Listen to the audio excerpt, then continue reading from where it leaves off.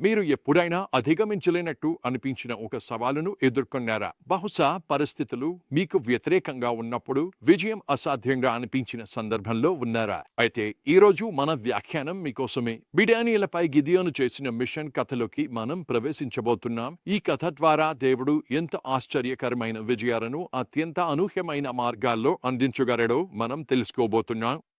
ఈరోజు ప్రధాన సందేశం ఇదే. విశ్వాసం విధేయతతో సాగినప్పుడు దేవుడు మన బలహీనతలను తన శక్తిని చూపి ఉద్దేశాలను నెరవేర్చడానికి ఉపయోగించగలడు.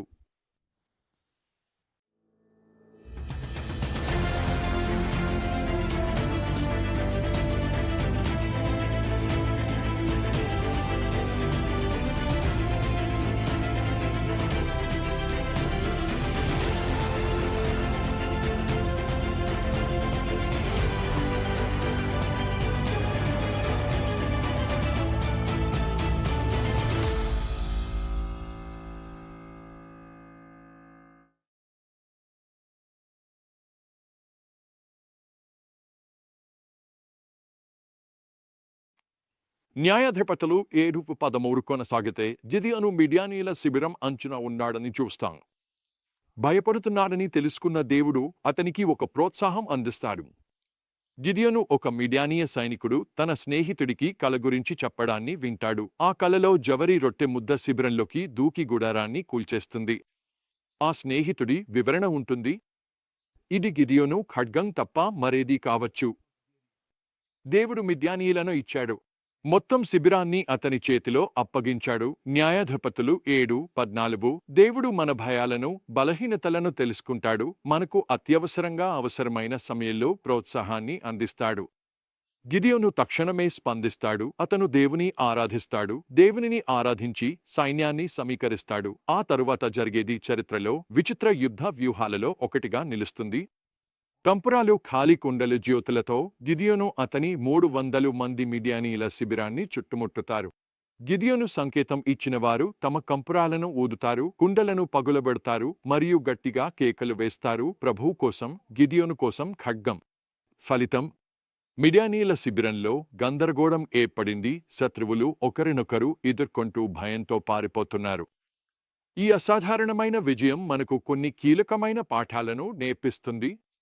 దేవుని విధానాలు అన్ని సమయాల్లో మానవ తర్కానికి విరుద్ధంగా ఉంటాయి. కంపురాలు, జ్యోతులు సాధారణంగా యుద్ధానికి ఉపయోగించే ఆయుధాలు కావు. కానీ దేవుని చేతుల్లో అవి విజయానికి సాధనాలుగా మారాయి. దేవుని శక్తిని అనుభవించడానికి విధేయతే కీలకం. గిదియోను, అతని సైనికులు దేవుని అసాధారణమైన ఆదేశాలను ఖచ్చితంగా అనుసరించారు. వారి విధేయత ద్వారా దేవుడు మహిమగా కార్యసాధన చేశాడు.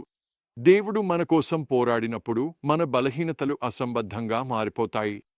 ఇశ్రాయేలీలు తక్కువగా ఉన్నా దేవుడు వారి పక్షంగా ఉన్నప్పుడు సంఖ్యలు ప్రాముఖ్యతను కోల్పోయాయి. ఈ కథ ఆరంభ విజయంతో ముగియదు. గిడియోను పారిపోతున్న మిడియానీయులను తరుముతూ మార్గమధ్యంలో అనేక సవాళ్లను ఎదుర్కొంటాడు. అతను సుక్కోత్, పెనియేల్ ప్రజలను సహాయం కోరినప్పుడు వారు అతనికి సహకరించలేదు. అతని తుది విజయంపై అనుమానం వ్యక్తం చేశారు. మనం దేవుని పిలుపును అనుసరిస్తున్నప్పుడు అందరూ మనకు మద్దతు ఇవ్వరని గుర్తుంచుకోవాలి. కానీ మన విశ్వాసం ఎప్పుడూ మనుషులపై కాకుండా దేవునిపై ఉండాలి. గిడియోను తన పట్టుదలతో విజయాన్ని సాధిస్తాడు. అతను మిడియానీల రాజులు జేబా మరియు జల్మున్నాను పట్టుకుని సంపూర్ణ విజయాన్ని అందుకుంటాడు. ఆ తర్వాత కీలక క్షణం. గిడియోను నాయకత్వం చూసి ఇశ్రాయేలీయులు ఆశ్చర్యపడి అతను తమపై పాలించమని కోరుతారు. న్యాయాధిపతులు 8:23లో గిడియోను ఇచ్చిన సమాధానం, నేను మీపై పాలించను, నా కుమారుడు కూడా మీపై పాలించడు, ప్రభువు మీపై పాలించును. ఈ సమాధానం గిడియోను అర్థం చేసుకున్న విషయాన్ని వెల్లడిస్తుంది. ఈ విజయం తనది కాదు, దేవునిదే. గిడియోను లాగే మనము ఎప్పుడూ మహిమను దేవునికే అర్పించాలి, మనకు అనుభవించకూడదు. ఈ సత్యాలను వివరించే ఒక వ్యక్తిగత కథను మీతో పంచుకోవాలని అనుకుంటున్నాను. నేను చెప్పినట్లు మంత్రిత్వ ప్రారంభంలో దేవుడు నన్ను 2 స్నేహితులతో కలిసి ఒక కమ్యూనిస్ట్ యువజనోత్సవంలో ప్రవేశించి సువార్తను పంచుకోవాలని పిలిచాడు. అసాధ్యం అనిపించింది. మేము 3 యువకులు, మా ముందు ఒక 100,000 మంది కమ్యూనిస్ట్ యువకులు ఉన్నారు. జీవితాంతం నాస్తికత్వాన్ని నేర్చుకున్నారు. కానీ దేవుడు మార్గాల్లో ఏర్పాట్లు చేశాడు. వనరులు లేవు, కానీ దేవుడు మమ్మల్ని ఏ పని చేయమని పిలిచాడో మేము ఇతరులతో పంచుకున్నప్పుడు ఆయన ప్రజలను సహాయపడేలా ప్రేరేపించాడు. విద్యార్థులు, పాస్టర్లు, సంఘాలు మరియు స్నేహితులు మా మిషన్ గురించి తెలుసుకుని అవసరమైన నిధులను ఇచ్చారు. మేము చేరుకున్నప్పుడు గిడియోను తన 300 మంది సైనికులతో ఉన్నట్లుగా అనిపించింది. మేము విపరీతంగా తక్కువ సంఖ్యలో ఉన్నాము, సామగ్రి కూడా లేదు. కానీ దేవుని వాగ్దానం ఉంది, ఆయన కల్పన ఉంది.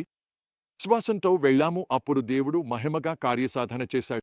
ఆ ఉత్సవం ముగిసే సమయానికి 200 మంది కఠిన కమ్యూనిస్టులు మరియు నాస్తిక యువకులు యేసును అనుసరించేవారిగా మారారు. ఈ అనుభవం నేర్పింది. గిడియోను కథ మాకు నేర్పినట్లుగా, దేవుడు మాట్లాడి తన సంకల్పాన్ని ధృవీకరించినప్పుడు మనం విశ్వాసంతో ముందుకు వెళ్లి గొప్ప మరియు మహిమైన కార్యాలను చూడగలము.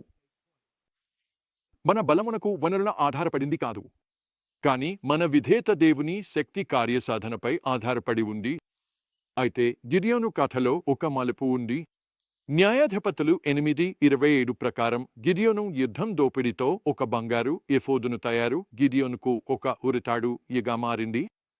ఇది నీకు మరియు నాకు ఒక హెచ్చరిక, ఎందుకంటే గొప్ప ఆధ్యాత్మిక విజయాల తర్వాత కూడా మనం ప్రలోభాలు మరియు విగ్రహారాధన పట్ల అప్రమత్తంగా ఉండాలి. గిడియోను యొక్క మిషన్ మనకు ఈరోజు ఏమి సూచిస్తుంది? ఈ సత్యాలను మన జీవితాల్లో ఎలా వర్తింపజేయగలం? 1. దేవుని వాక్కును వినండి. ఆయన నిజంగా నిన్ను పిలుస్తున్నట్లయితే, నీకు అత్యవసరంగా అవసరమైనప్పుడు ఆయన దానిని నిర్ధారిస్తాడు. 2.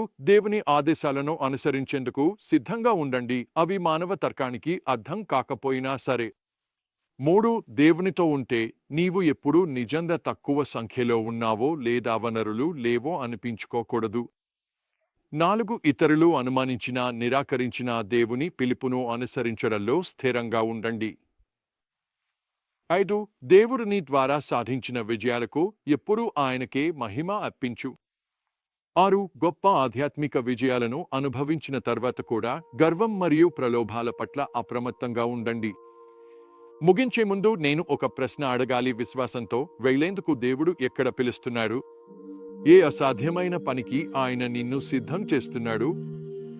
గిడియోను అతని 300 మంది ద్వారా కార్యసాధన చేసిన దేవుడు నిన్ను కూడా ఈరోజు ఉపయోగించాలనుకుంటున్నాడని గుర్తుంచుకో. ఆయనను నమ్ముని బలహీనతలను తన శక్తిని ప్రదర్శించే వేదికగా దేవుడు ఉపయోగించగలడని తెలుసుకుంటావు. నీ ఊహలకు కూడా అందని విజయాలను నీవు సాధించగలవు.